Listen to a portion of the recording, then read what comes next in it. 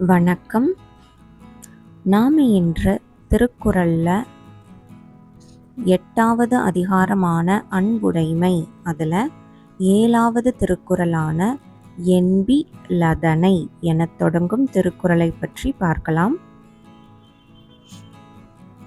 NP லதனை வெயில் போல காயுமே, அன்பி லதனை அறம்.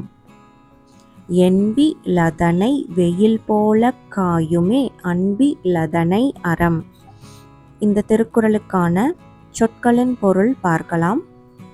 முதல் சொல் என்பு இலதனை என்றால் எலும்பு இல்லாத உயிர்களை, வெயில் போல என்றால் வெயில் சுடுவது போல, காயுமே என்றால் சுடுமே, அன்பு இலதனை என்றால் அன்பு இல்லாத உயிர்களை, அறம் என்றால் அறமானது.